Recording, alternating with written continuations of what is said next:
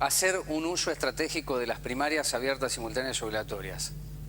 Destacó el diputado Saín, que es del Frente Nuevo Encuentro ya absorbido por el kirchnerismo, a partir de la entronización de Sabatella como titular de AFCA, sacando Nuevo Encuentro sus candidatos en Merlo, por ejemplo, señales muy claras de acompañamiento inequívoco hacia la conducción de Cristina Fernández de Kirchner. Bueno, Saín, que es un hombre del sabatelismo, para presentarlo de alguna manera, señala que el oficialismo no hizo un uso estratégico de las PASO, que le gustó mucho lo producido por los candidatos de UNEN en Capital Federal, que la clase política no está discutiendo las políticas de fondo, la clase dirigente, y fundamentalmente algo que es textual, y vamos a la nota, dice que en el Frente Justicialista para la Victoria no estemos abiertos sobre cómo debe continuar esto en 2015, es no hacer honor al expresidente Néstor Kirchner, Saín y el valor de la autocrítica.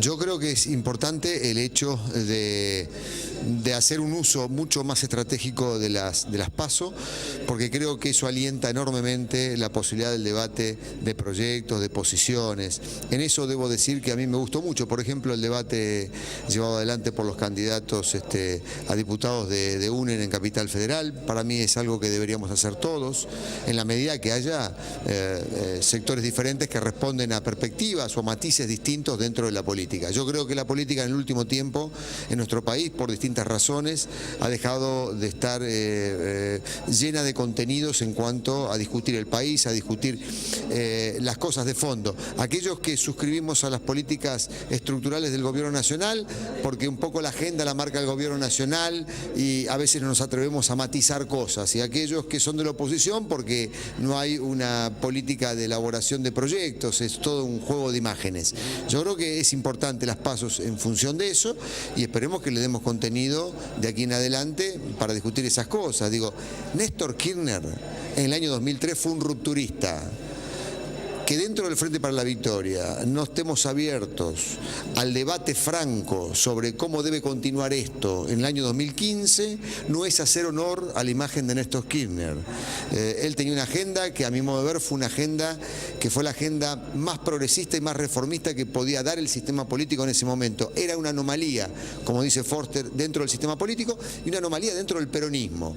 Esa agenda que ha hecho que a nosotros nos encanta, que parece que todo esto es análogo a lo que pasó con el peronismo clásico, es la agenda que debemos preservar. ¿Quiénes son los sectores políticos que mejor pueden conservar estos logros? Ese es el gran desafío, digamos, que tenemos que hacer aquellos que adherimos a esos logros. Me refiero a la política social, a la inclusión, la construcción de un Estado como instancia reguladora de la economía, como un instrumento de integración regional estratégica.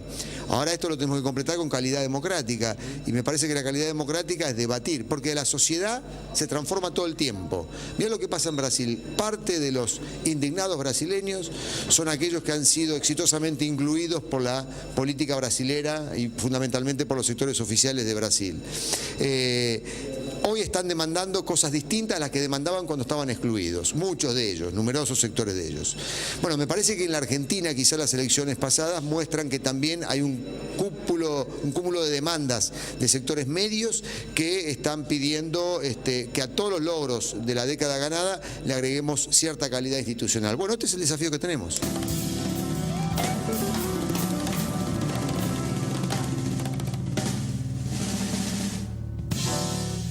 ¿Cómo sigue en el 2015?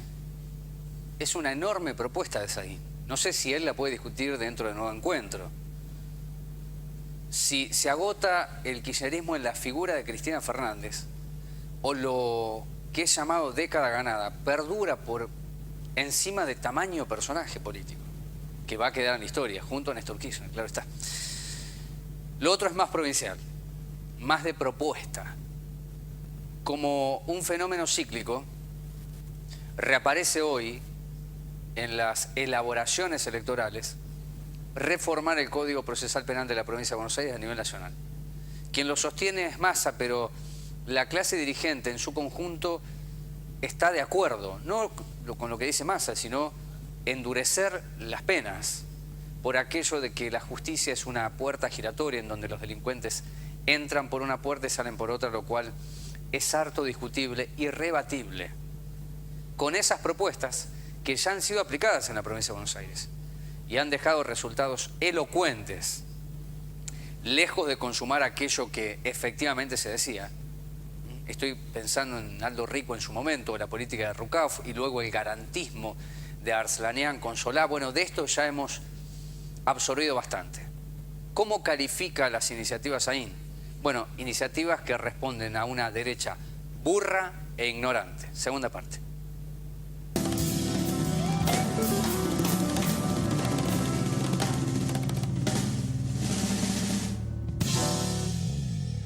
Pero es una derecha burra e ignorante, porque lo que deberían leer y estudiar, y yo los mando al colegio a estudiar estos temas, es que el conjunto de reformas de este tono que se han hecho a nivel federal y a nivel de la provincia de Buenos Aires durante los últimos 15 años no han dado ningún fruto.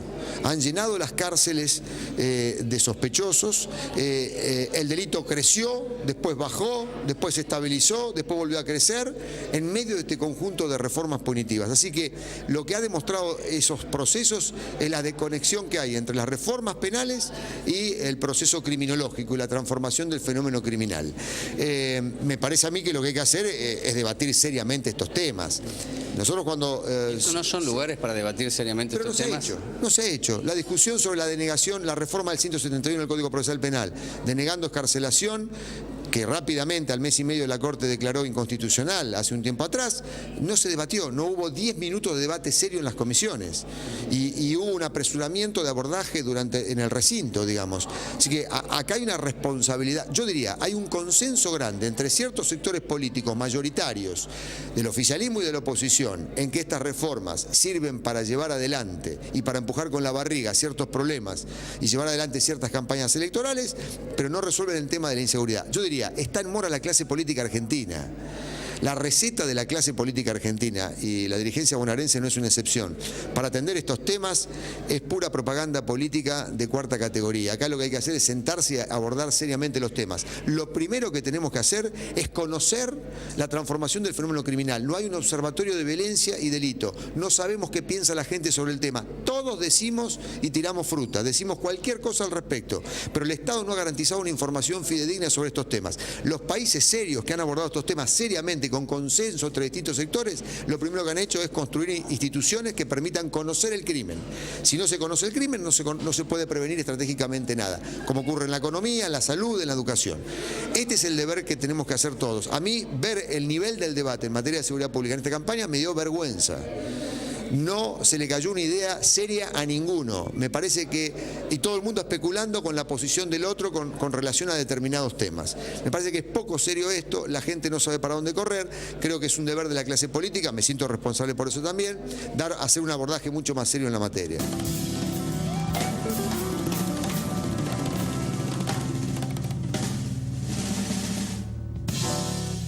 En campaña para proponer siquiera algo más integral de la inseguridad, no se le cayó una idea a nadie, a ninguno. El debate en la campaña le dio vergüenza a Saín. La Cámara de Diputados es un lugar para debatir. Cuando yo le envió el proyecto de flagrancia y luego el proyecto que limita las excarcelaciones para aquellas personas que tienen antecedentes y portan armas, tampoco hubo debate. Entonces ahí se abriga, se cobija esto del consenso que existe entre las fuerzas mayoritarias, que siguen empujando con la barriga, dice Saín, los problemas, creyendo que con eso se resuelve la cuestión. El debate no va a aparecer de aquí a octubre, es mucho más profundo y serio. Requiere de abordajes interdisciplinarios y no de instantes oportunistas. Y no involucra a la clase dirigente en términos exclusivos, sino a todos. La semana que viene nos encontramos una vez más con ustedes en esto que llamamos Orden del Día. Gracias por estar ahí.